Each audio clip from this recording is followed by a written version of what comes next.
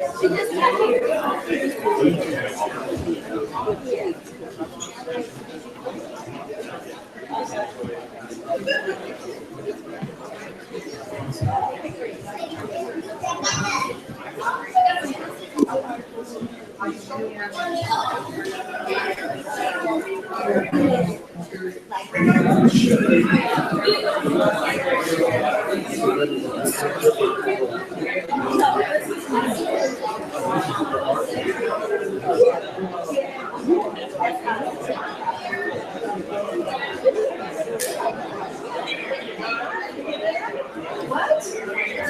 haven't started yet.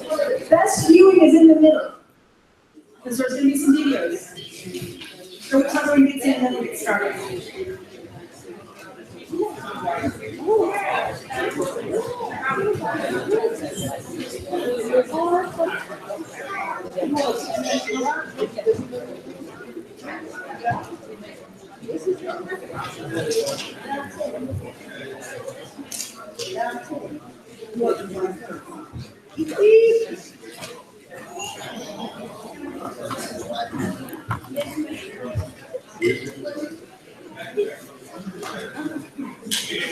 Okay, welcome everyone.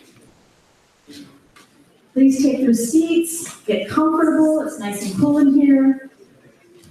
I want to welcome you all to our today's Save Nubia Project, Southern Origins, 2017 Field Research and the Origins of Ancient Kush. My name is Dr. Gada El-Masri. I am the Dean of Natural, Social, and Applied Sciences, and I'm very proud to be here and support this project, and I'm sure all of you are here today. This is a nice turnout. So besides welcoming you to our event, I also just wanted to highlight the fact that today's May Day, which, does anybody know what that's about? May Day? Yeah, International Workers' Day, and this is really about people fighting for the 8-hour workday, right? You used to have to work more, and then against child labor laws. And the reason why I wanted just to bring our attention to that is that justice is not just given, it has to be fought for and won. And people died for it. And in terms of saving the importance in terms of our human heritage of ancient Kush is something we also have to fight for. Those in power, or the way that power works, is that it doesn't give freely necessarily. And often actually works against those voices that are the subaltern voices that get pushed down. And what this project, the Save Nubia Project, and Professor Mingu and Pam are really committed to doing is unearthing this and presenting it in its living form as a part of our ancient heritage and needs to have its significant and rightful place in our history. Because it's forgotten in many ways, and I can't imagine that is accidental or coincidental. Power works in all kinds of ways, and there's power in forgetting, just as there's power in remembering. So I just wanted to connect it to earlier struggles and other struggles about the visibility of our human experiences, and particularly this experience in terms of ancient Kush. So welcome, and we're going to begin. First of all, I'd like to present Professor Carolyn Hodge, who is the Department of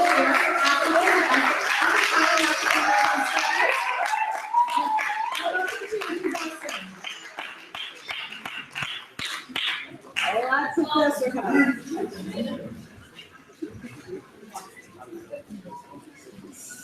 Hi everyone, how are you doing?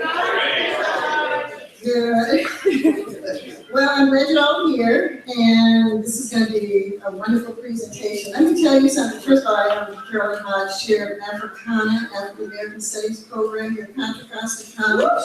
Yeah. And there has been, before Professor Ampel came to the college, there has been what I call a missing link of my program. My expertise is usually in that 1500s of Africa coming to the present day, but the missing link, I'm very aware of classical African history, and I'm also aware of the ancient part, the artifacts and all that, but it takes a certain amount of expertise to teach that. So it has always been kind of a problem in teaching it completely. So when Professor Amcombe came to the school here, to this department, I was really pleased to have that missing link, because there has to be, for people who study or want to know about African American history, you must know about classical African history. That's right. Okay. Sorry about that. You must know about classical African history. And he is the expert in that, and the expert being because he does primary and first-hand research. So if you've never heard that term before, that concept, that means he goes to Africa. He goes to different African countries, and he'll go to the same places and document and photograph and document and photograph. So there is a true account for the history of African American people, knowing about Africa, but not just in the past. He reclaims and takes hold of that ancient or that classical African history. He ties it in with what's going on with Africa today, and then what is Africa going to be for our future. So he really protects the history, the truth of the history, and you need somebody authentic to have this knowledge and to pass it on to students and other people. And that's what Professor Amcombe has done. I'm really pleased that he is here on this campus. He's just made my department what I call complete, just a complete story. So I am pleased that he's here, and he's going to give us more information from his recent travels, because, and I must say, I did have the privilege of traveling to Africa, or to Kemet, or you know it as Egypt, with him in 2010, I think it was, and to see what he does, how he works, because it was an educational tour, but it was also a work tour for him, where he does what he usually does, make sure he documents what's there in the continent of Africa. So again, I'm very pleased that he's part of the program, because he does complete that circle. Thank you.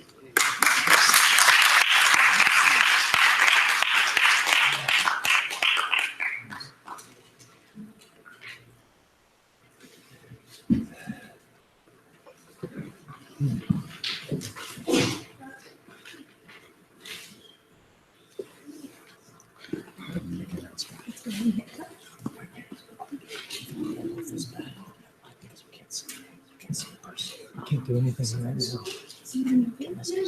This could be Zoom. So if you do it now, I wouldn't do it now, just go look. That's.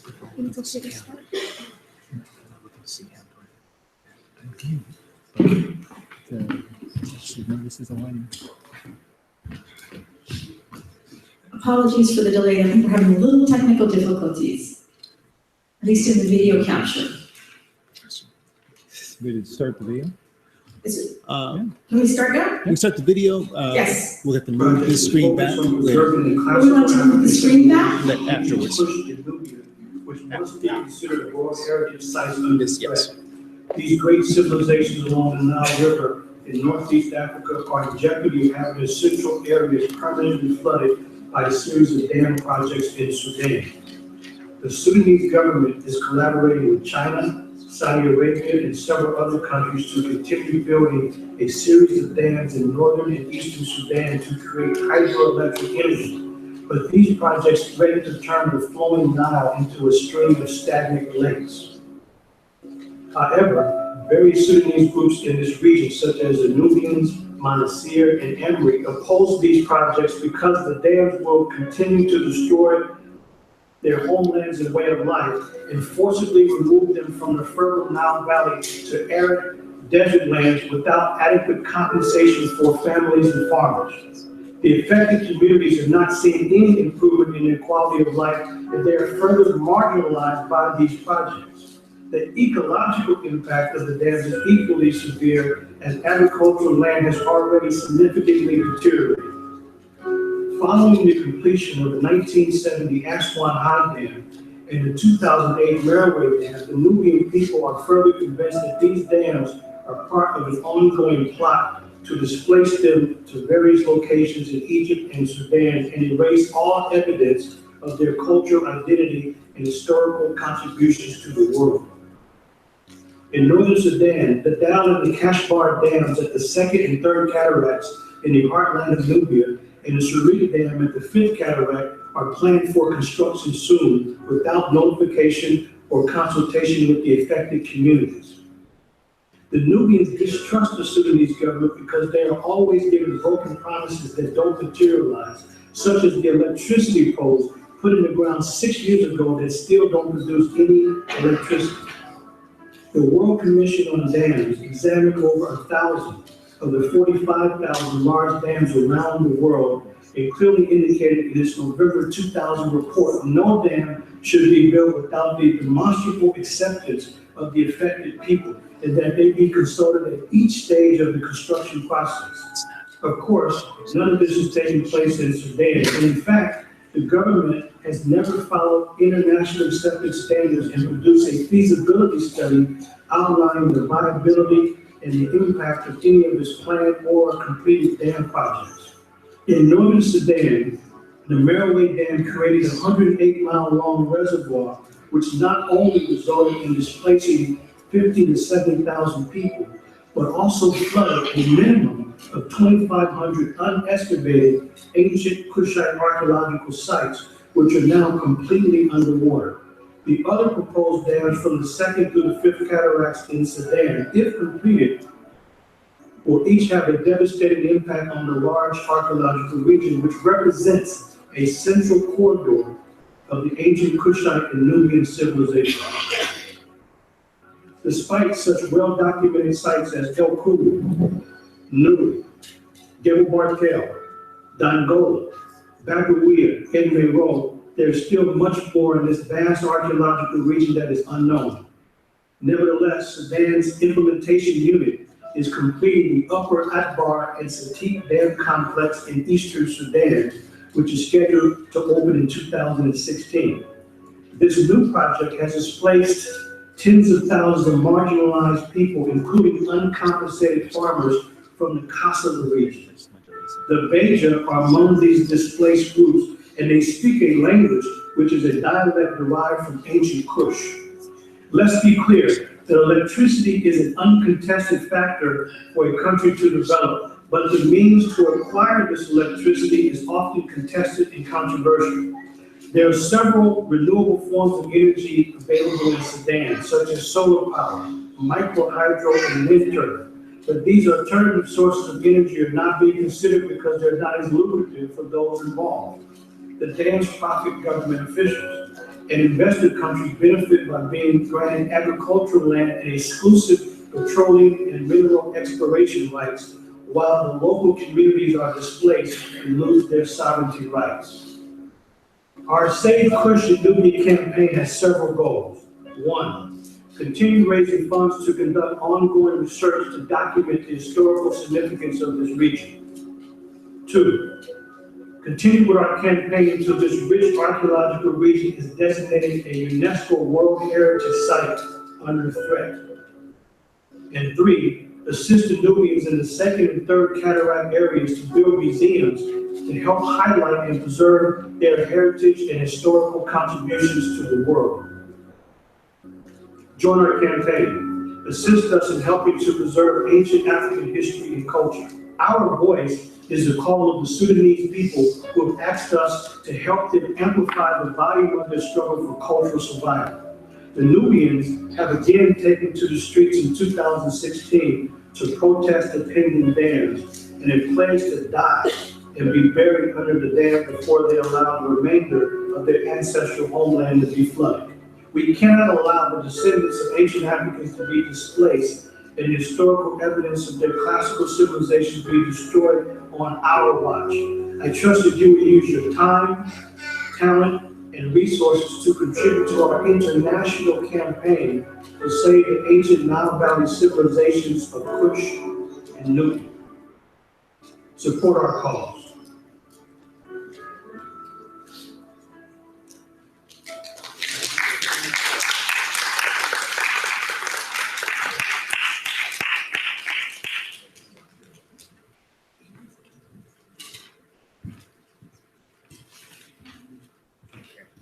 stops there. Okay. You okay with us moving it now?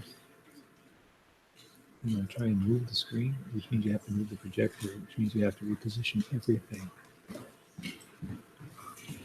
That's the difficulty, yeah. Okay.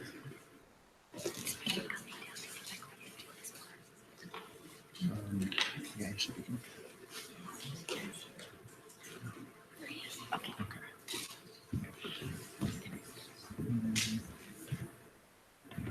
This podium is more closer. Okay. You'll be able to see everything. Lighting should be in the shadow of the screen.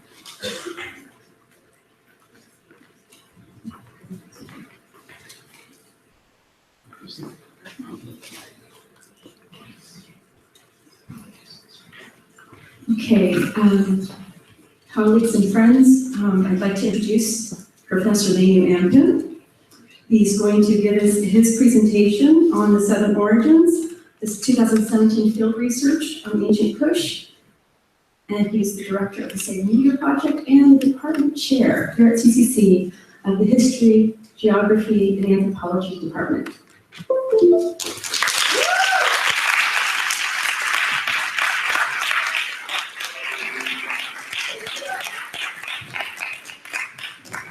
I feel exactly the same. Really, it's watching him teach in the classroom and doing this, great intellectual work inspires me to return to the classroom as well. I really miss being able to bring to light histories and experiences of so many peoples that the dominant society has chosen to forget and push by the wayside, that are so significant in their contributions. So I keep telling him I will teach a class. Let me know. I will teach a class for you, because he's that inspiring, as you all know, experience as well. So we're just going to get our presentation queued up. And then he can begin. And I know you're not here to listen to only us talk, you're here for him to hear his research and to bring this to us all the way from ancient Kush.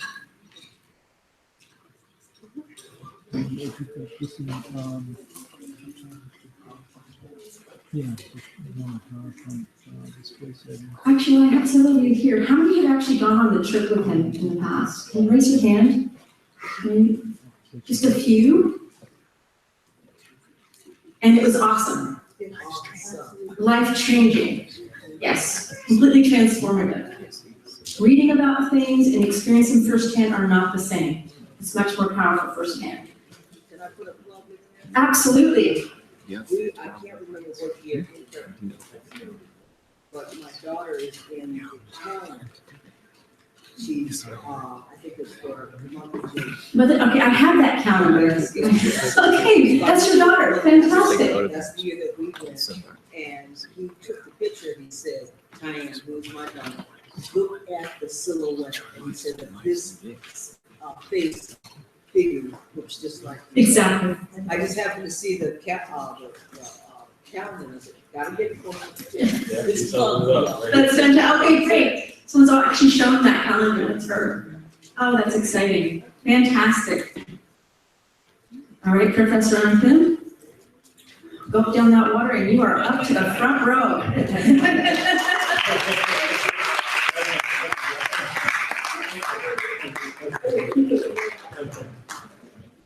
Okay, how's everybody?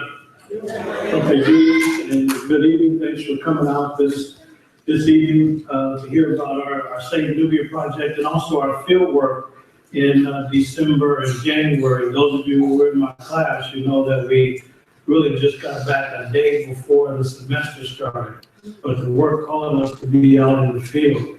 And that's one of the great things about it is that, documentation beats conversation every day of the week. So we can talk all day about African tradition or African culture or even world culture, but we must document this reality. So our field work is really to look at the details of African high culture and African civilization. Because one of the things that is very important now in the 21st century is that a lot of evidence is vanishing. And then that which is still there, the issue is that there's not enough people doing field research. So much of what we know is it's just a small part of what is known. So I want to thank our dean, you know, for really being very supportive, and my colleague, Dr. Carolyn Hodge, who's been a great supporter the whole time that we've been here at the campus. So my task is really to share with you just a little bit of our information. When we're out in the field, we go to pyramid sites, temple sites, tomb sites, and ancient residential sites to do ongoing research. So there's nothing more important to look at the southern origins of Nile Valley civilization. Some of you might be aware that they're still running, even in 2017, Ancient Aliens. Have any of you seen that ridiculous series? So Eric Von Däniken, the guy is still around after decades. He wrote The Chariot of the Gods when I was an undergraduate. So he's still misleading and misdirecting people. So we have to direct and correct the information, because people think that any high-level development in the Northeast African environment is from some interplanetary travelers from Mars, but nothing could be further from the truth. This is outrageous nonsense. So when we take people to the Nile Valley, we look at a whole avenue of pyramids, the whole evolution of pyramid building. So there's no reason for aliens to come down and build monuments and then disappear when we can show the whole sequence of pyramid building. So not only ancient Egypt, or the real name is Kemet, but going further up south, not down south, but up south. When you go to the south, you're going uphill. So it's before Kemet, there's Nubia, and then there's Kush. Now, I learned some years ago when I say Kush, some young folks thought I was doing a lecture on I told them this presentation is not on dope. So I have to make it clear, this is not on Kush, it's on ancient Kush, the civilization of Kush, not dope. So clearly we're talking about Africa. Some of you might take classes or read journals or magazines or newspapers, and it's interesting that a lot of people cut off the entire northern part of Africa. And they want to talk about Africa south of what? Of the Sahara. As if here's the Sahara. There's no reason to call it the Sahara Desert, because in Arabic, Sahara means desert. Not everybody cut off this entire top portion of Africa. But today I wanted to share with you our work in Northeast Africa. It's the area of high-level advanced civilization. So what has drawn me the last 7-8 years has been to go to the deep south and to look at and study Kush. So when we started some years ago, obviously these are monuments that confound the world. There's an Arab proverb that all the world fears time, but time itself fears the pyramids. These monuments were built to last for eternity. And this is genius at a sophisticated level. People make reference to these monuments all the time, but they don't go further south. They're somewhere around in a number of rows here and there, but 1,112 pyramids in Egypt. But if you go up south, there's twice as many pyramids just in the Sudan. And they didn't imitate, they didn't duplicate, they didn't copy. You're talking about original architecture, original science to the south. And very little of that is studied these days. So these are the wonders, among the so-called wonders of the world. So you have the 3 great pyramids of Giza built by Khufu, Khafre, and Menkaure. Why not use the original names? The original name gives us original insight. There's no need to talk about what the foreigners call them. The Greeks changed all of their names. So you have massive pyramids. This one, built for Khufu, is equivalent to a 48-story skyscraper, built to perfection without any kind of glue, or no slave labor, no aliens, nothing like that. And then take a look at these large pyramids here, which happen to be small. These are not small pyramids, they're just smaller. These are people here. You say, I don't see them. That's the point I'm making. Is that my point?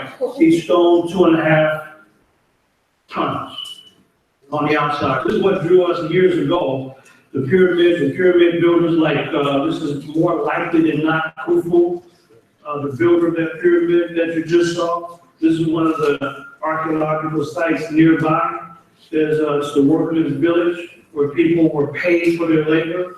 So, and this is the first stone building in the world. So this is important to know these things. But as I begin to continue to study the science, look at the geometry involved. These are perfect triangles built to perfection at a sophisticated level. So it's astrology involved, it's astronomy involved, it's engineering involved, it's the organization of labor involved without enslaving people.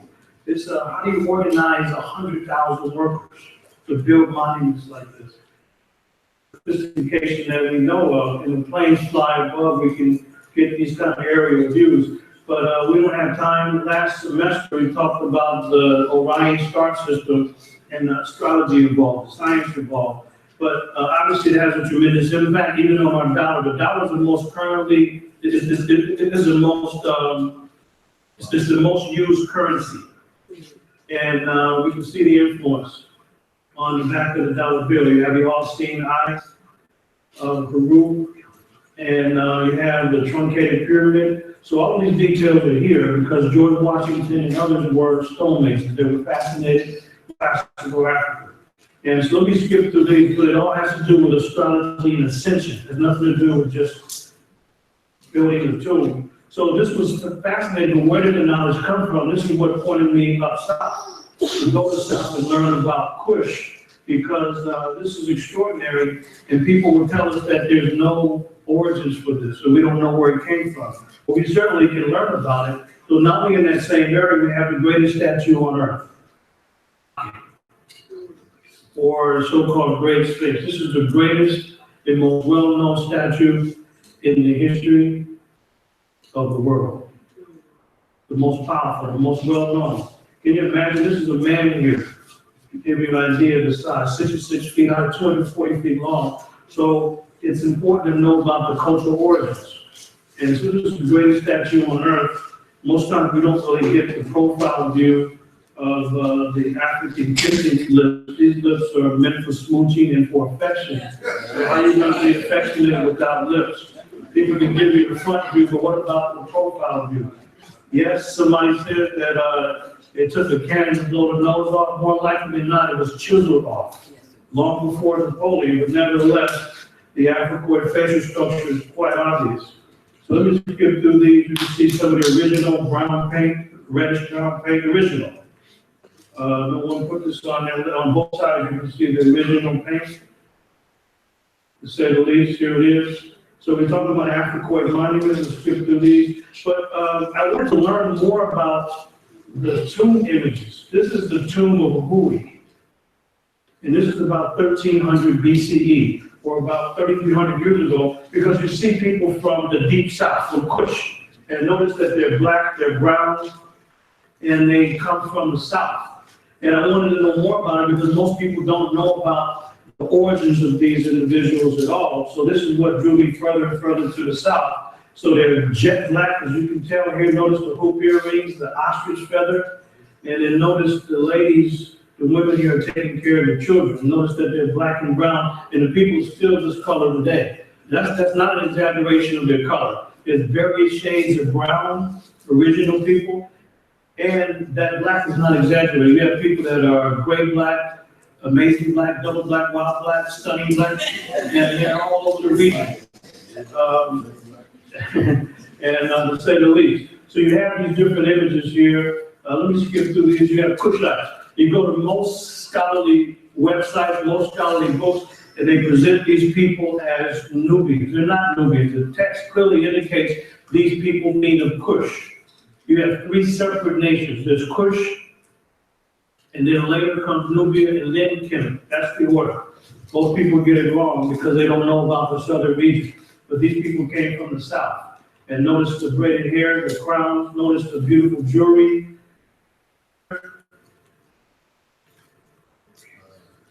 This is a leopard skin outfit, and this here represents gold. Anytime you have free, it means plural.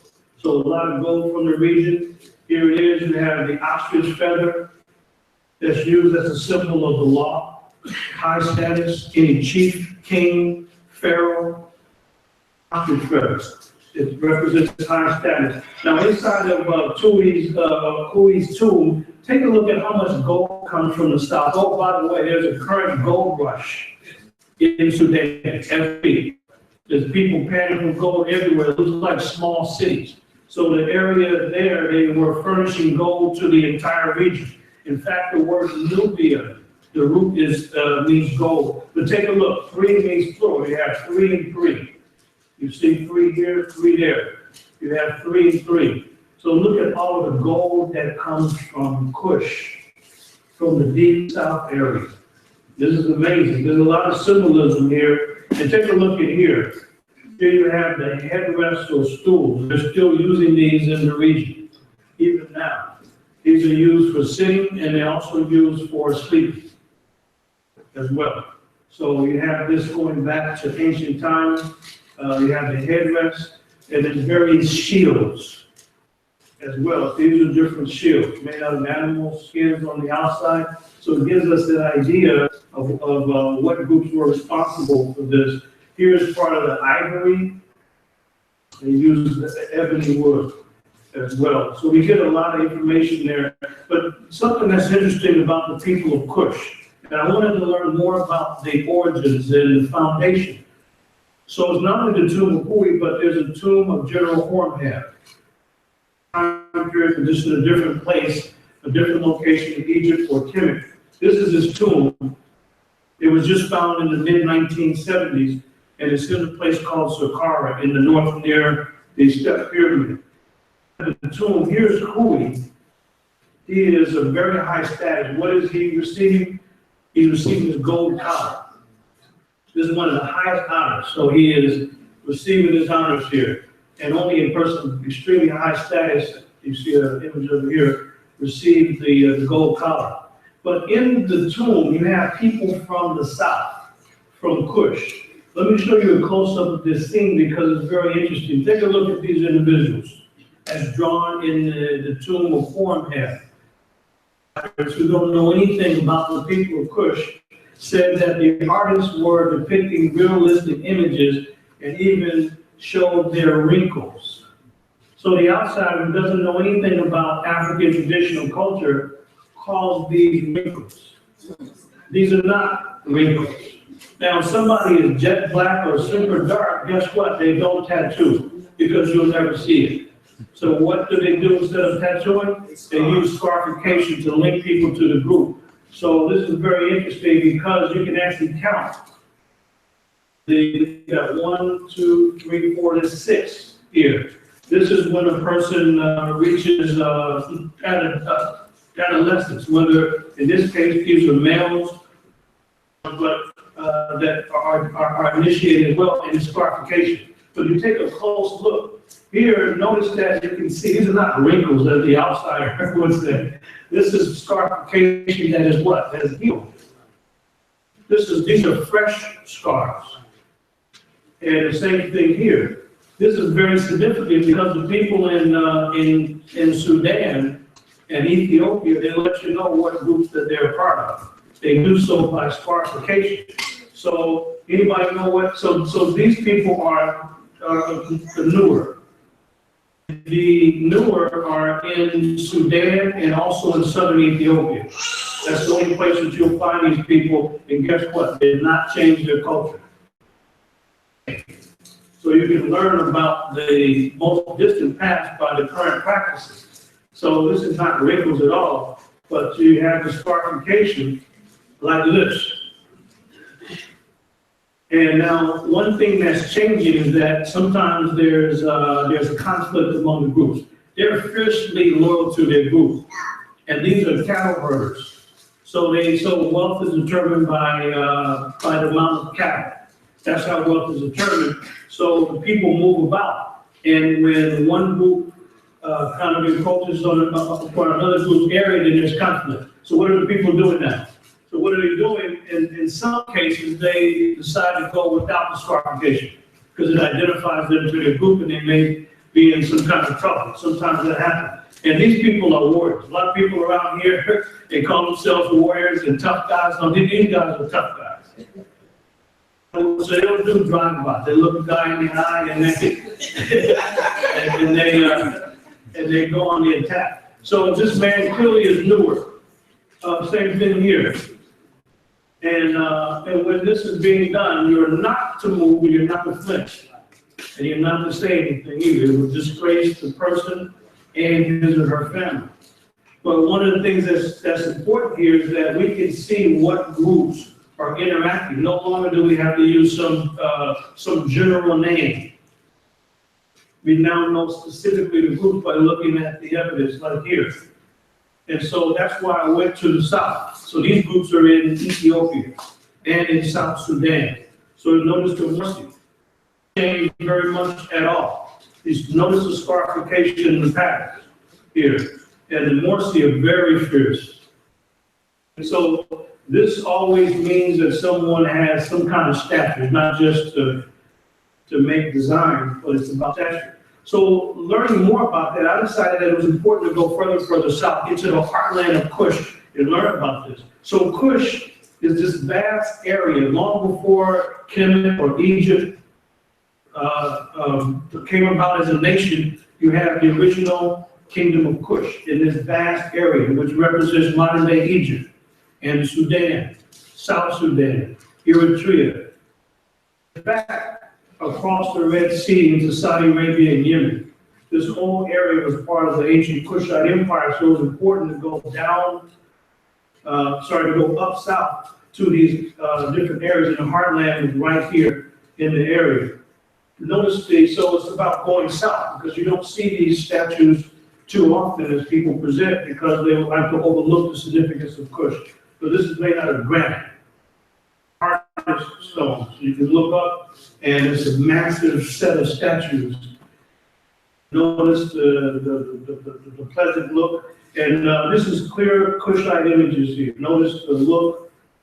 They have the double cobra or Uraeus this here, and some people call them the Black Pharaohs. And this is very misleading to call them the Black Pharaohs, because the assumption is that all the pharaohs before this group in the 8th century BC were not black. So no one talks about the white rulers of Greece or the white rulers of Rome. We just assume that. No one talks about the wet rain. We know by definition the rain was the word I repeat. There's no reason to talk about black pharaohs, because the foundation is clearly from the south. And so you have National Geographic, then you have Robert Moorcock and many others, Charles Bonnet, idea that only certain people later on were so-called black pharaohs, suggesting all the ones before the 25th dynasty or before the 8th century BCE were not black. This is tremendous propaganda. So if we go to Sudan, we see the evidence of the traditional culture, like Tutankhamun in his tomb. Here he is, he's been led to the very distinctly Kushite. Uraeus here, the stars represent ascension, but they're not copying anybody. This is original culture. There's a whole pyramid field in various places in Sudan. There's about at least 223 pyramids in Sudan, twice as many as Egypt, twice as many. And you see different pyramid fields. Most people don't even go. You see more camels besides the actual people themselves. So it's a different field, Jebel Barkel. By the way, there's not even a ticket booth or security there. You drive right by there, and you can walk and do anything you want to do. Here you have one of the greatest and most important archaeological sites anywhere, and there's no protection at all. By the way, this didn't fall off. There's people like Ferlini who went in the 1800s to destroy these different monuments, these pyramids. They didn't just fall apart because of time. So anyway, let me skip through. This is what we knew in the past, but we witnessed past a couple months ago. We're going to learn more about it. Anytime you see a light color here, it means it's been restored. This is the original dark color. This has been restored. There's a chapel in front of every pyramid. So what was Ferlini looking for? Looking for gold. At the top of, he knocked off the tops of over 40 pyramids. Over 40. And he only found treasure in one. Just one. So let me skip. This is Collins, our field director. And so we're out in the field and a lot of work. We've got a lot accomplished this year. And what our goal is also to teach the local Sudanese as well. They usually get very excited when they know that we're there to learn about not modern Sudan, but ancient Sudan. So this is some of the family members that took a couple of days to learn as well. So we went to some of the sites to show them on our way to the areas where there is more archaeological work to be done. So you have various temples, various places. There's some focus on preserving places like that, like this one, but there's many others that are still in jeopardy. But these kind of monuments, if you skip through, you see some very interesting things. What does it look like to you? The elephant, yes. So you have a lot of different images there. This is Naga. Naga is one of those archaeological sites. They're one of the few that's protected Sudan. One of the very few. And so this one, there's a lot of money in helping to protect this site. You see the major temple there and an avenue of rams. The rams were sacred to the god Amen. So when people end their prayers and say amen, that's the God that they call them. Notice, you see the wolf, beautiful, and you see them everywhere. Everywhere you see them. And by the way, these rams, they eat everything, literally. Paper, you name it, they eat everything. But take a look here, this is the inner sanctuary that you see in the back, which we can tell you more about it. But anyway, the whole region now, in some areas, they've tried to protect. You notice that some of the pyramids are broken off. Some have been restored. This is only in one small area. Others are in jeopardy. So this has been restored about a decade ago, a little bit more than a decade ago. And one of the groups that we work with is the National Corporations of Antiquities. INCAM. INCAM is the main archaeological group in Sudan. And generally, they love to work with us because most people don't come from African descent. They're foreigners, and then their interpretations are kind of strange many times. So you see the light color, dark color, which the dark is the original. And then we went to different areas. In the entire region here, there's a whole area where there's numerous dams that are being built. And in many of these areas, there's no work being done. This is the main museum, by the way, in one of the areas. And take a look at the state of the museum. Yes, it's being renovated, but this is one of the ancient Kushite queens. We know that because of the body shape. And she's knocking some enemies over the head here. It's kind of hard to tell, but she's taking care of business. But this whole area is in an area where there's a lot of dams. So let me show you this. So the area that I want to show you in that museum, we've gone to most of these areas here, the northern area, the Dow Dam, the Cash Bar. These are areas where there are dams that are being scheduled. So wherever you see these red pyramids where dams are scheduled. So we spent most of the time in December and January in this area here, from the Akbar Satit Dam along this area here. And it's amazing that this area is not even mapped archaeologically. Archaeological director for the area, when we were there, guess what he was asking for? He was asking for an archaeological map himself. This is the main archaeological director.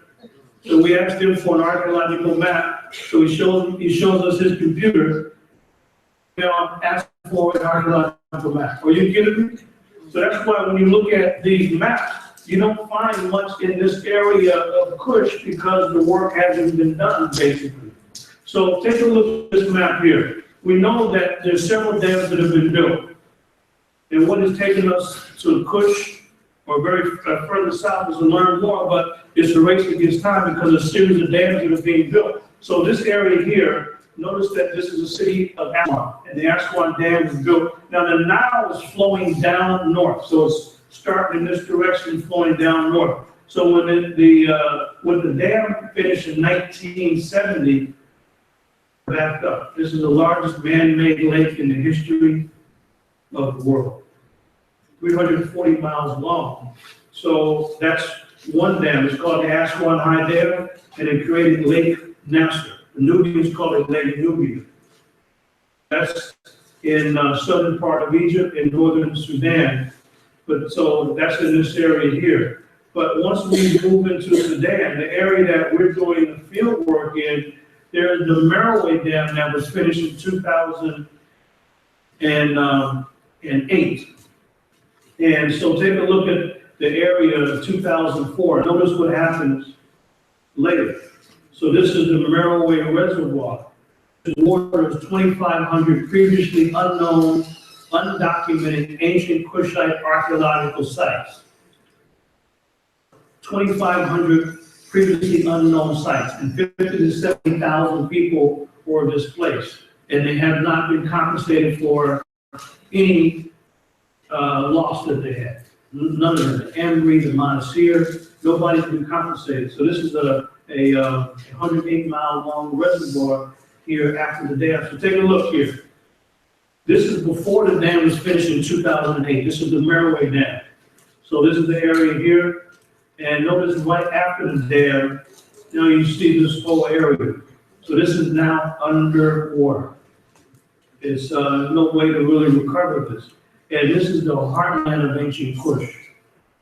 Important to continue to do the field work with tremendous speed because there's a series of additional dams being bought. So in the Akbar Satit area, we're able to use our contacts to meet with the director of tourism and the main archaeologist that's been excavating the areas. Is rush archaeology because they're rushing before the next dam is built. So it's a series of dams that threaten to turn the Nile River into a series of isolated lakes in the heartland of ancient Kush. And so, so this is the dam that's not quite complete, but this is the upper Akbar part of the Akbar Satit Dam area. So you need special permission to get to all these places. And the nice thing about the dam is that you pretty much just have to be able to talk very well. The documents, I mean, documents matter too, but we have, some of the right contacts to allow us to get to this area. And the archaeologist showed us that this is the dam, the dam that's being completed now. Who knows? It was supposed to be finished last July, but it's still an ongoing project. So who knows when it's finished? And so there's been dozens and dozens and dozens of archaeological sites, not artifacts, but sites that have been recently discovered.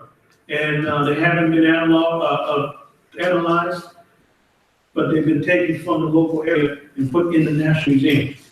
And so a lot of things are happening. Anytime you see these electricity poles here, it's not really to help the local people. It's to get the people in and out of the area with their equipment. And it's for the workers where they stay, so they can be very comfortable. But the local people are not benefiting from this. This is one of the main archaeological areas here where there was excavations that were done and artifacts were taken out of the area and people were moved. People put in these houses, they had no choice. They were moved out of the area to put in this kind of government housing. And here you can see part of the old rock art, the petroglyphs over there. But all of this is going to be flooded when the dam is completed. And then in that whole area, you have, it's not easy to travel. It's really not. So you got a crowding boats to go from one side of the Nile to the next. And so, and what you find is there's structures that really haven't been fully examined. So what do you think this is? Perhaps it is, exactly. So there has to be, some archaeological work with dating, but there's not really a lot of time for this. So it's like hit and run archaeology, surface archaeology as they call it. You have structures like this that's there in these different areas, and very little time to really investigate. You have to just document and keep moving. That's all that can be done. The areas also have a lot of fortresses, many fortresses. Most of the other things don't survive, but fortresses do. And they're up on a hill so that people can look out of the area, and you can see this fortress. Notice the view from all directions here. This is some of the artifacts that are still in a lot of these different regions, but who knows? There's pot fragments everywhere, so in other words, a rich archaeological site. You notice the structure here. Anyway, it requires us to do the field work, not only to look at dams, but to continue to go to the south. Now, with Uganda, so part of the work was in the southern area and also Ethiopia. But Uganda here is very important. We showed actually a couple of months ago about the kingdom of Uganda. Let me skip through a lot of this. But the kingdom of Uganda is interesting because they use the same symbolism that we see in ancient Kush. They use an ostrich feather and a leopard skin outfit. Here's the current king with an ostrich feather. Kabaka just simply means king. And here it is. So this is where the kings are buried, the Kusubi tombs. This is a UNESCO World Heritage Site in Uganda to really help to preserve some of the artifacts. But the thing is, they use local materials. They use bats. They use different organic material that don't survive. So it's hard to study these things because they don't always last. So this can be made into a World Heritage Site. And let me skip through. So there's a lot of artifacts of different shields. You have the spears. So there's many things that we can learn about. Even remember I showed you earlier in the tomb of Horemheb, you can find different things there. The tomb of Hui, I meant to say. So let me skip through this. So you have, even now, people using the leopard skin. So before, the same thing now. You have that, rituals and ceremonies. You have it. This is absolutely amazing. So the whole region requires ongoing extensive field work because there's cultural similarities. There's a cultural complex that links the entire area. Doesn't mean everybody was the same and identical. It means that they had similar culture, similar rituals, similar practices for kingship. Kingship always identified with the ostrich feather in some way or another. The leopard skin. And why the leopard? Because the leopard is very special to them. They don't really respect hyenas in there. They think hyenas are easy to hunt. They're not really that clever. You put some meat out and hyenas go right through it. They don't really look around. The leopard, the lion, they're very selective. And so anybody that in the old days, now they're protected, but in the old days, anybody that would kill a leopard is a hero. That's the term that they all use throughout the region. You have the leopard outfits, and you have it in Uganda. You have this Ethiopia. Let me just show you the area of Ethiopia because you have to go further south to learn about the kingdom of Kush, whether it's in Kenya in this area, or whether it's further south to Uganda. In this area of Ethiopia, it's the southern nations, nationalities, and people, the SNNP. That's a special area. So by the way, most of the Ethiopians that you see here, they are from the northern area, from Addis or other areas, but not from the south. The people in the culture from the south is very different, very distinct, and they don't change. They have old ideas, old attitudes. They don't like to intermix with anybody. They really, even now, and these are some very fierce people. You can't really see the map too well, but I'm going to just show you some of the images of the people from the south because the practices are very insightful. Helping us not only understand their culture today, but also in the past. So there's a destination, a hammer, and other groups. So you see in the museum, you see leopard skin outfits in the south. This is a destination village. This is on the border between Ethiopia and Kenya. So we go to the area and we see in front of some of the homes these posts. And these posts, I know it's hard for you to see, but they have leopard skin outfits and the ostrich, a part of the ostrich feather. And they believe this helps to protect their homes. So you see the ostrich feather, the leopard skin a little bit more, and the ostrich. So I said, okay, let's take a picture. So the other guy decided he was going to get in the picture too. So he's forever in the picture in the designated village in the Omo River Valley area. And these individuals, they were performing a ritual, a ceremony that had to do with initiation into marriage for the young ladies. And so you have the men who dress in the leopard skin and the ostrich feather among the destinies. This is a special ritual or a ceremony. And not anybody can wear these kind of things, not just for show. It's people that have very high status, to say the least. And take a look. So the guys have on a leopard skin outfit, which we see goes back to antiquity. And what do you think this is that the women are wearing? This is skin from what? The colobus monkey. And you notice that it depends on status. She has ostrich. Not anybody can wear an ostrich. So this is part of the ritual that they were actually performing there. And you have parts of local villages. And so here's the Morsi. The Morsi have not changed at all. What you see is what you get. And the Morsi are fierce. You talk about the Morsi and their origins, they'll talk about shooting somebody, and they don't even really think twice about it. And they just want to protect their area. But you can see the traditional images here. Notice you got the basket of fruit. Their culture hasn't changed very much, so you can really learn a lot because you see those images on tomb walls. You have the scarification that you can see here and different images. So these are very isolated groups, but because they're isolated, it gives us insight about their traditional practices because they haven't changed very much. So as we learn about them, it gives us insight about ancient Kush. When we see images on the tomb wall, it helps us to know what particular groups they were. And in learning from them, we learn about what those rituals and ceremonies mean. Also the Dorsey, we talked to these Dorsey elders about the leopard skin outfit and about the ostrich feather. And they were a little bit sad that some of the young people are not following the tradition, but they were glad to talk about it because it reminds them of the old days. He was happy to talk about the old days and the old culture and to explain these details.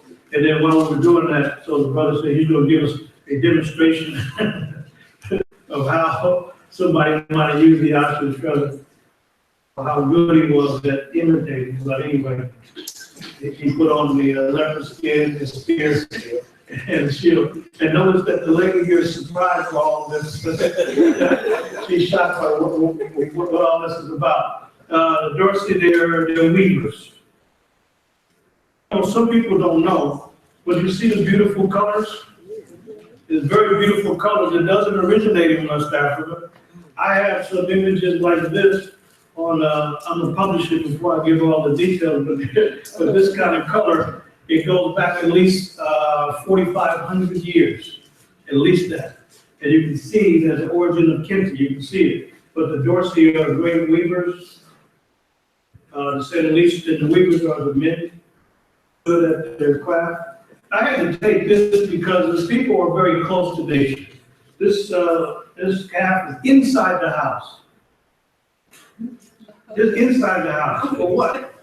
Because he's part of the family. Okay. It's like you have what? What do you have at home? You have cats, you have dogs. What else do you have?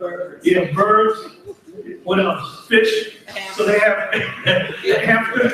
Okay, they have cows. Yeah, so keep them inside, part of the family. And you know what? They also said that it helps to keep the house warm because they're breathing in there.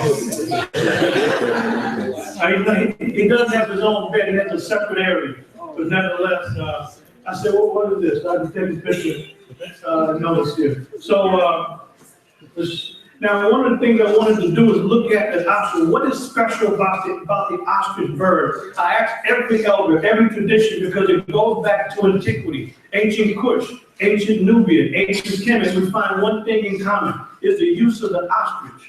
Why the ostrich feather? Why does that represent the law? Why does that represent the highest ideal? Why does that represent eldership, kingship? Why the ostrich feather? Well, they gave similar answers across the board. as we went further south, and that is, it's not easy to catch the ostrich. And these things are huge, 6 feet, 7 feet. So this is about as close as I can get. We had a little bit of camera problem, so we couldn't zoom in. This thing is huge. Is this male or female? Okay, it's male because of the black here. And the ostrich is a land bird, doesn't fly at all.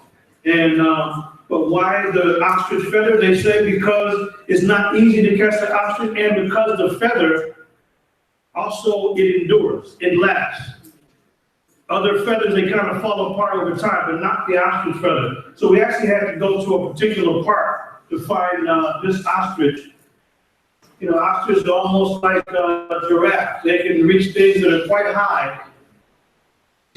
And notice what you see, the neck is way up there. It's probably as high as the screen, or higher than that probably. And you see that. And this here is a younger male ostrich, not entirely black. What they wear during rituals, during ceremonies. So they're close to nature. They observe the people very closely. So it's impossible to know why in classical Africa they use the ostrich to represent the law, truth, justice, righteousness, and harmony. That's what the ostrich feather represented. But we learned from the current people what it is. And so I showed you this. So this is why you have this, so we can interview people and talk to them about why the ostrich. Region, so it helps give us more information about Kush in the past. So what do you notice here? We have gold and the ostrich feather and the leopard skin. So like so you got modern and you have ancient there. And this is the actual ostrich feather. They shed a lot, the ostrich feather. What is this? A used ostrich egg. I would say it's probably 5 pounds, 7 pounds. It's pretty large. Okay, very, very important. Throughout the region, for some people eat the ostrich egg, and they believe that it's got special minerals in it. Others that don't eat the egg, you know where they put it? On top of the house. In many cases, this is the actual ostrich egg. And so we learn from the people. Even the baboon in classical Africa was associated with what? With wisdom. So it's nothing more important than to study these animals and figure out what it is, what are the characteristics that gave them the role. In this case of the baboon being the wise one, Djibouti, or thought. And getting to all these areas is totally isolated. You're going to find more cows than cars on the road. So we said, no, they don't like to get out of the way. So we passed the cows, and now they're passing us again because these are isolated areas to go and learn. That's why most people don't go. So we broke down. And when we broke down, all the young guys, they come out of nowhere. And so I said, let me document this. We're out in the middle of actually nowhere. We're in the middle of the southern nation, nationalities, and peoples region, and we broke down. So these guys, so here's the driver. And we made it pretty well because the guy was able to speak the local languages. Because some of these people, I wasn't kidding when I said that they were warriors. You don't just get out of your car and just go up on these guys. You better have something intelligent to say and nice to say. Otherwise, you never know what will happen. So, they look really young. Yeah, they're young. They're very young. Acting silly here. And so there's cows everywhere. I mean, and by the way, the people, you talk about exercise, literally they will walk 20 and 30 miles each way to go to the marketplace. And I'm not exaggerating. This is one of the warriors here. Walking, anything you notice? He's got some sandals. What else do you notice though? He's dark. He's very dark. And he's got, what is in his hand? This is his headdress. I should have put one in my office. The headdress are very small. And they sit on them. Some of you, I don't know what kind of shape you're in or if you stretch a lot, or not. It would be very difficult to sit on those stools, but these are masters at it. I should have brought it and gave you a different demonstration. And what else does he have? He's a warrior, so He has a spear. he keeps his weapon. Hard to make these kind of guys smile because they're serious. Sometimes they own these trees, they rest there.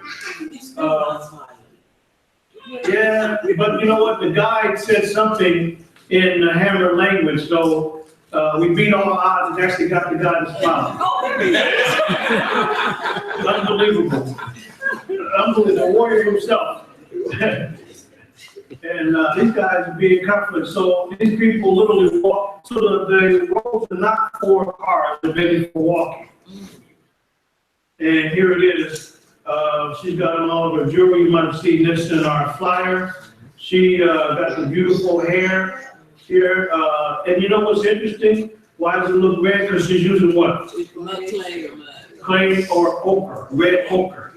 And by the way, red ochre was a fundamental substance used in classical Africa. So how does she get her hair like this? Ochre and butter. And she's the chief wife because of this here. Yeah, so now if she just had these necklaces, she would be the second one. She's a chief wife. And you've got cowrie all in the area as well. And very hot out there. The console, this group. Notice at the top, this is an ostrich feather. And this is the top of the men's house. Top of the men's house where the men hang out. And this is a huge, I said feather ostrich egg. And you can tell this is the men's area. And they have a whole generational type of leadership, or where there's generations of leadership among the council. They have one of the most elaborate systems of governance anywhere that you can find among the council. And here is the generation post, generation after generation, and guys have to carry this very heavy stone. I'm not going to show you the picture when I tried to, when I picked it up. I should have stretched it. I got it though. Yeah, I got it. This thing is very heavy. You guys got to carry this throughout the entire ceremony. And this is the generation pole here. And everything is centered around an ostrich. This is the guide. He's the only official guide among all of the council in the entire region. So it's very knowledgeable. And here's the headrest that I showed you in the area. In the marketplace, you find a lot of jewelry. And you see this in the ancient art as well. To learn how they craft these monuments is very interesting. So you can go between the ancient and modern, and you can look at this. But the ostrich and the leopard, by the way, these are African animals that come from the south, from the heartland of Kush. They don't come from the north. You don't find leopard skin in the northern part, only in the south. So you have to go to the heartland of ancient Kush to see this. So you see the leopard skin, and you see it here as well. And not anybody can wear. This man's a priest. How do we know he's a priest? Two things indicate his priestly status. He's got the leopard exactly. See the leopard and shaven head. Clearly a high-level priest. And so we're in search of the origins of these high-level Kushites. But it takes quite a lot to learn about them. And the greatest Kushite builder, which is Taharka. And a lot of these artifacts have been taken and put in museums. This one here is a sarcophagus or a coffin that was taken and put in the Boston collection. And this is too heavy for the floor, 13 and a half. You have to build a brand new floor.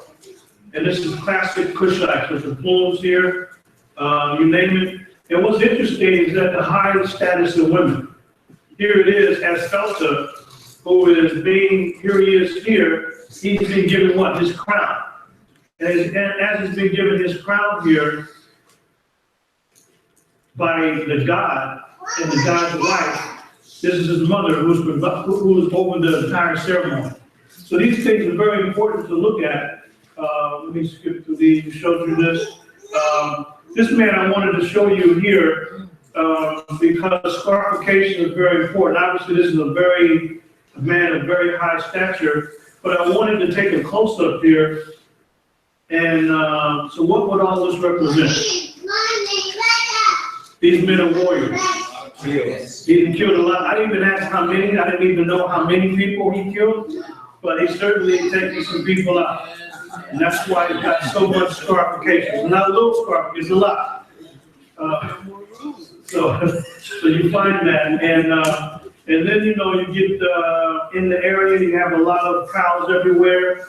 And when you go, people definitely greet you. So you learn about the customs, the ceremonies, the rituals. The children are performing, they're welcoming us. And then they had the little guy do a solo. He was in rhythm, yes he was. Did pretty well. So here's the chief. This is a chief, he's explaining the ostrich and the leopard skin. He's explaining the whole ritual and ceremony when someone goes out and is a part of the hunt in the old days. And you can't see it, but he has part of the ostrich feather on his head. It's not easy to get the information because this is the guide that I was working with. But this is Ode, the young student who has to translate from Hammer to Amharic, the national Ethiopian language. So you need two translators to make sure that we accurately get the information about what the elder is discussing. And so here's part of here's another elder. He has ostrich feather as well. And so we learned quite a bit about this from them. And let me show you this here. I was telling you about the ochre, and these are women at the marketplace. And what group do they represent again? The Hammer, yes. And the Hammer, they respect their tradition. They don't marry with anybody else. Marry with anybody else. This is why they keep their culture the same. If somebody mates with anybody, even in the local area, they call them Mingy. They call the babies Mingy. And that's not a good thing. So some of the young guys that are going to college are going back and telling people, you know, maybe we shouldn't be so negative towards the Mingy. Maybe we can intermingle with other people. So what does this really mean? It means that their culture remains what? The same. It remains pure. You're right. It doesn't change because they don't like associating with other people. But what do these women have? So notice the hair. This is the red ochre. So to learn about how to use the ochre, now that you know that, you go back to some of the classical images, you'll see ochre being a main substance in classical Africa. So these are just some of the things that we learn in the field by going to Sudan, going to the southern part of Ethiopia and the south, because those are the southern lands. And by the way, the people in classical Kemet, they call the south the Holy Land. They call it God's land. And the most special place for them is not the north, but up south. So our work continues because that's where the evidence draws us. So we really appreciate those of you who are here today and who've been supporting us, because really this is the work that's ongoing. And by the way, you got to get to the place at a special time to get this kind of image. Yeah, so I said, you know what? What's that? Is that the Getty's pretty good? You know what? In fact, Getty is, these people are very good. Getty, if you go online, you try to get the best images you can, because Getty has his name all over. You're absolutely right. So I got the idea from Getty. So you know what? I'm in these places. I can do what Getty does. I say, you know what? I need to go to the right time, the right season, and guess what? The right time of day. So I went just before sundown. There was a guy following me. He didn't know where he was going, but I was taking the right pictures at the right time. He was looking around. He was a little bit slow, so the guards caught him and told him that the place is closed and you need to go. I was way over by the next set of pyramids, so I had moved ahead. So sometimes we get good images, but what's more important is the good information. So thank you very much, folks, and so Southern origins and the origins of Kush. Thank you very much.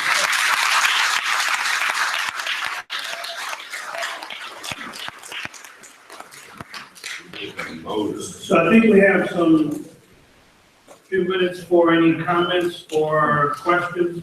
We're going to be back out in the field later. later this year. So anybody? I have a question. Yes. Have you seen Louis Gates' new, ancient African civilizations, that he put on? No, I didn't see Louis Gates' new documentary on ancient Africa. It's not very accurate, so I didn't really make a point to see it, but it is good to at least check it out so I can tell students what the real deal is. Well, I had heard that, I had wondered while I was watching it, why were there so many, white, authorities on African civilization? And someone told me that he told a radio commentator that the reason there was so many white ones were because he wanted white people to believe that this is true what was being said. So he had white, know the information. Yeah, so the question is this, him and Louis Gates, his presentation is mainly, he has, in his documentaries, he has white scholars and other writers.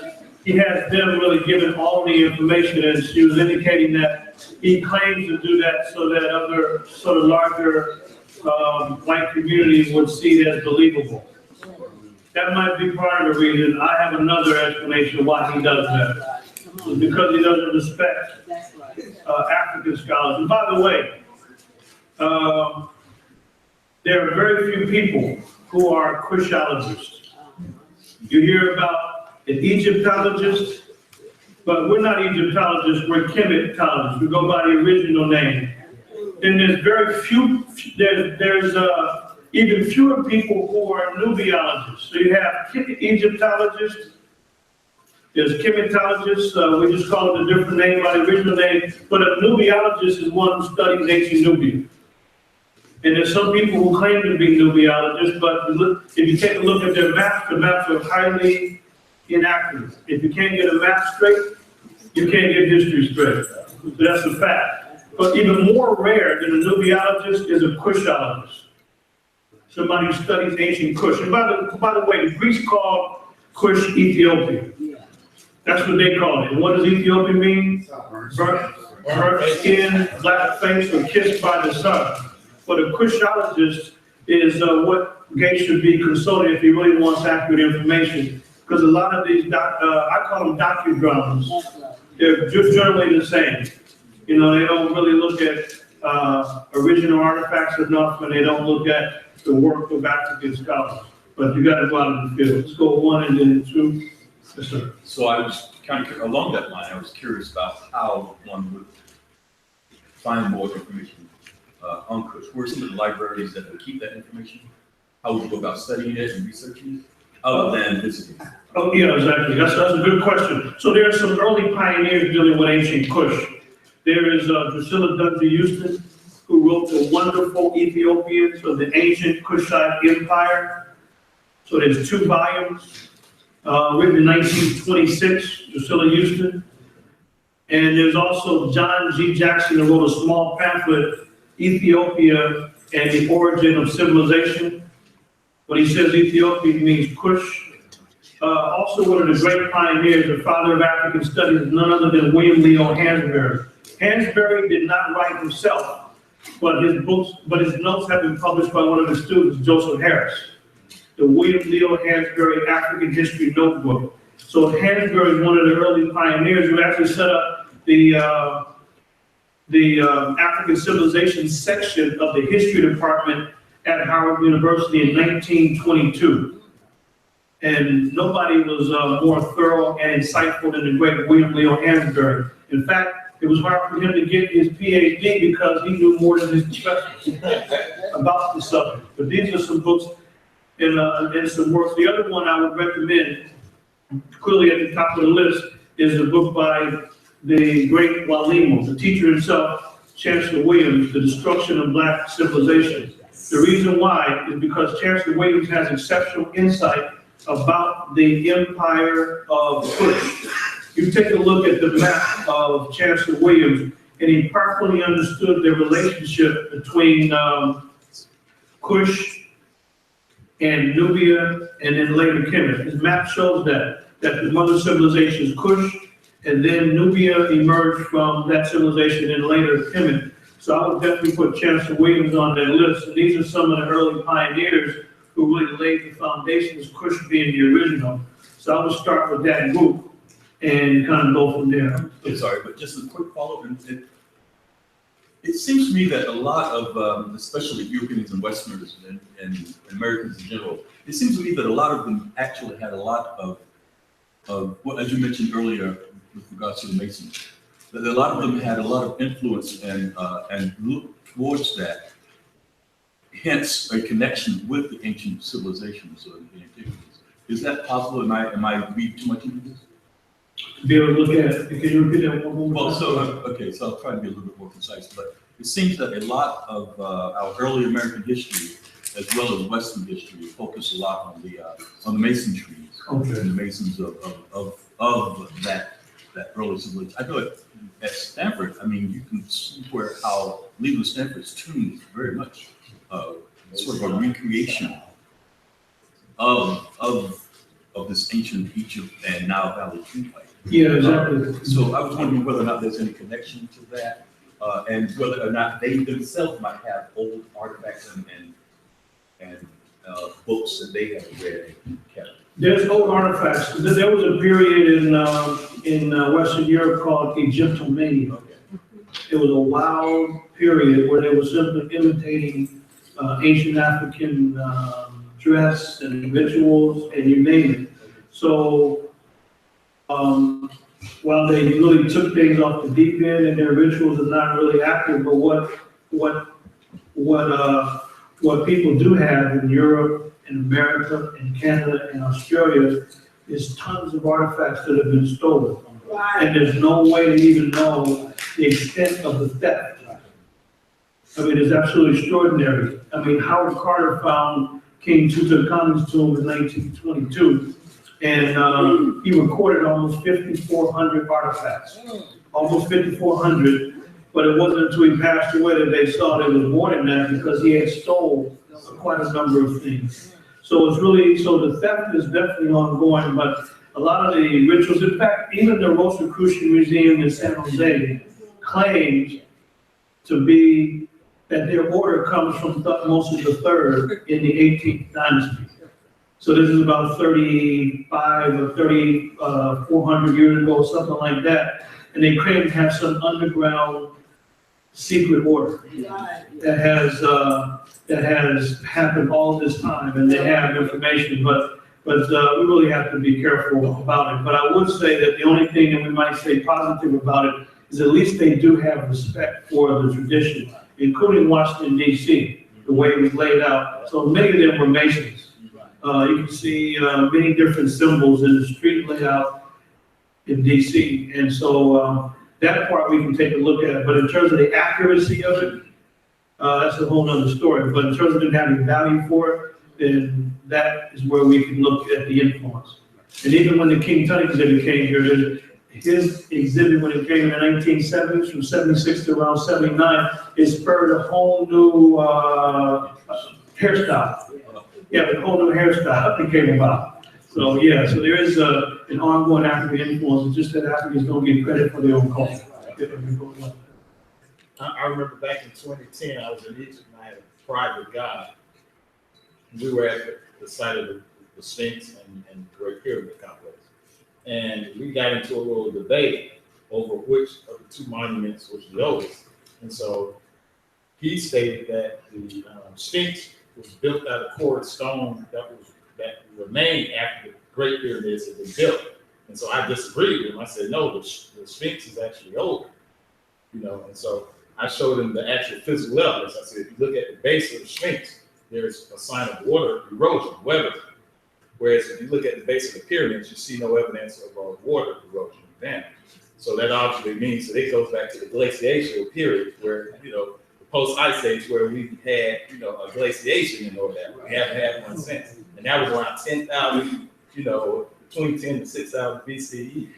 So it's obvious that the Sphinx was built, a lot sooner. Then I asked who taught this. He said they had European scholars who were their teachers, basically. You know, they basically learn from these European scholars, and then they go out and lead these tours, take tours, and give them this misinformation. So, There's a lot of misinformation, no doubt, but one who learns teaches. yes. And by the way, Peru and Maka, the Sphinx has been recarved several times. You take a look at the head is too small for the body.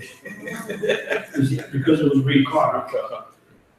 Yeah, very much was recarved. And you're right, it was weathering on the body that could only be from water erosion. Exactly. And if you carbon date different parts of the Sphinx, you get different dates. Going back to your point that there are certain parts that may have been, you know, added, or it may have been incomplete during the reign of one pharaoh and then completed during the reign of another pharaoh. Yeah, that's one of the things that Chancellor Williams says in the book, that that the civilization in the Sudan and Egypt was fully developed, and all the arts were fully developed, and they go so far back into antiquity that it's beyond the reach of man, that we can't even put a date on it. The further we go back, it seems to be ready made. And I can tell you that further we go back in the southern lands, there's a lot of work to be done to uncover the modern practices in these isolated areas, but also excavation work, because we're looking at the modern layers. There's deeper layers that have yet to be touched. Yes. Let's take a couple more. Anybody in the back? Yes. It would be very interesting to know the Africans that was put into slavery from Africa. What are some of these tribes, based upon the information that these individuals come from? Do you have a method of people tracing their roots back to some of these countries, some of these tribes that we just saw? Not really, because the people don't really travel. They don't. Yeah, you know how you Yeah. steal somebody's ancestors and they say, well, they came in and they took our. Yes, I hear you. Like that piece right there. Yeah, so most of the people brought to the Western Hemisphere was from West Africa. They were moved from Central Africa to the coast. So we're talking East Africa. So yes, it's a different area altogether. So I haven't heard of anybody tracing their DNA when they do the DNA test now, the cotton swab, to these particular isolated groups. They don't mingle very much at all. They don't. That's why their culture remains so consistent, one generation after another, one century after another. And so, So would you say those other cultures from Africa was kind of too widely loose and mingling, and that's how they got captured? well, they were on the coast. So those other groups were on the coast. So easy to be. Yeah. Yes, so they were captured on the coastal areas. Here, in this case, we're talking about East Africa. So it's thousands and thousands of miles away from the slave trade. So it's a different region. So let's go 1 and 2, and that'll be, yes. Hi, this is really interesting. This is new information for me. I came in late. But you might find this a little strange question, but do you have any idea? You know, at one time they had movies made like Race to the Lost Ark, and they always had those Nazis with the psychopath, with the leader with the monocle glasses, and they were out digging in the pyramids and Egypt. I don't think they were just digging for artifacts. Do you have any idea what they were digging for? In previous times, Like World War II, you know, during that time in Egypt. oh, it's been ongoing theft. Yeah, so most of the artifacts have been looted, and they make up the great collections around the world. So I lived in Europe for a year. I lived in London. And you have the British Museum in London, and I would go to the Louvre in Paris on a regular basis. So I would go back and forth, and I couldn't figure out who stole the most, the Louvre or the British Museum. But this is grand theft.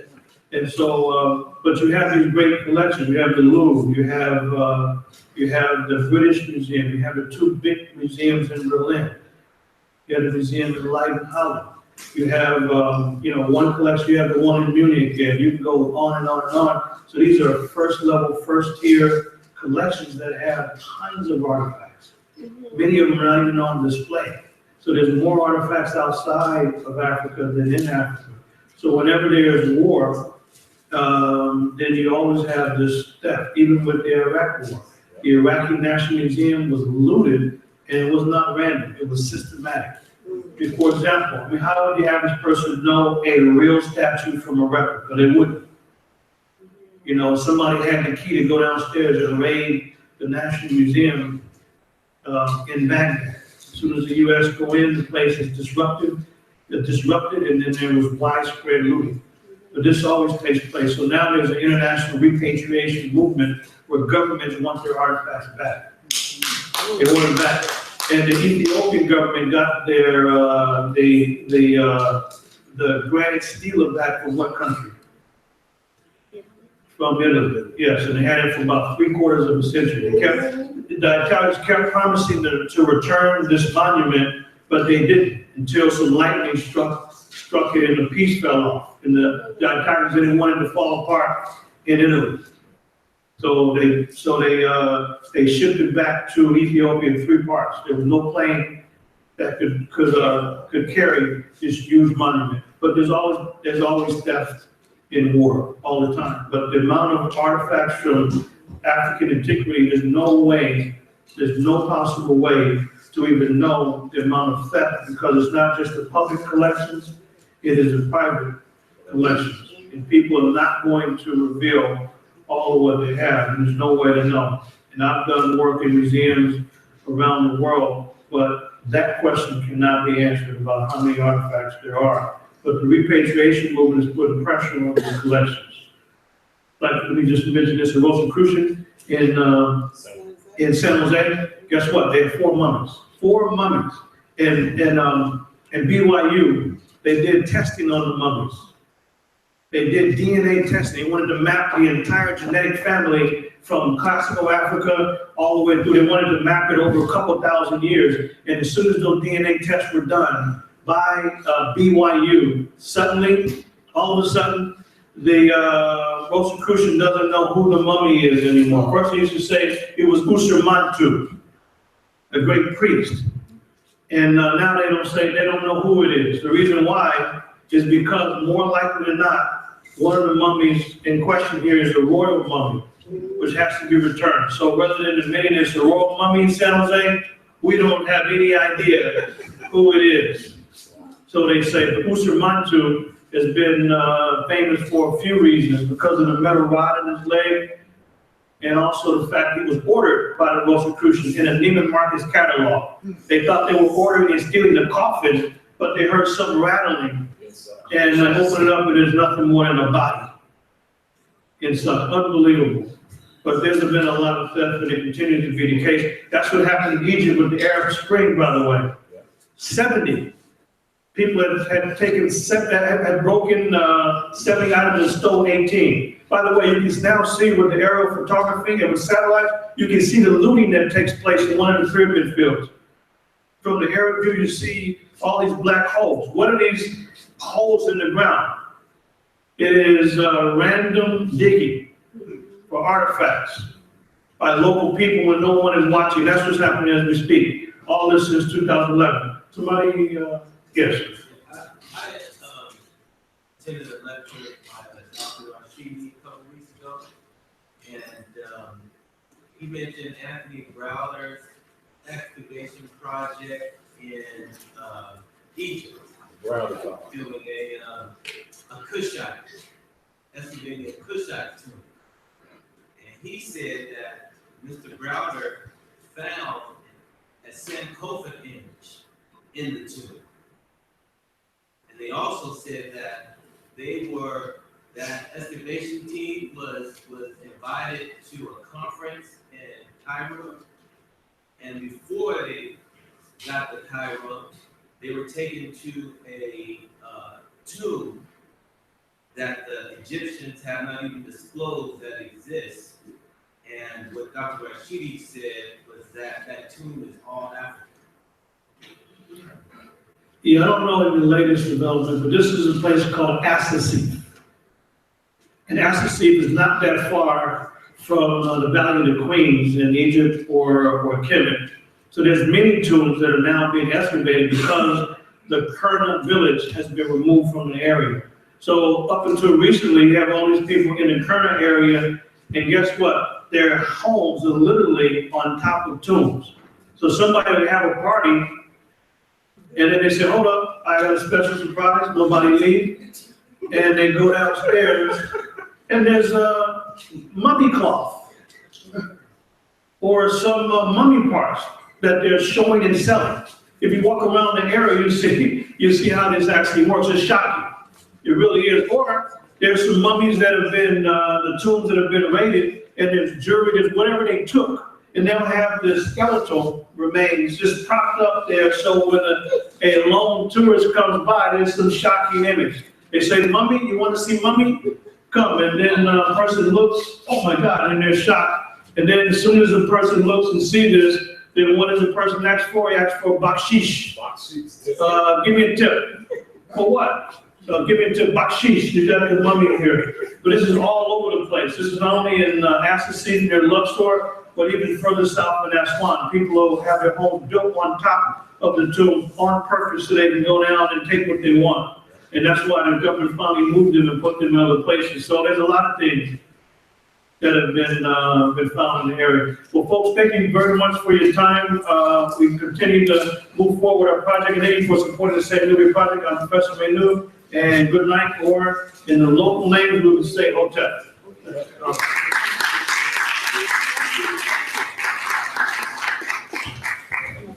Stay tuned for our next seminar in the fall.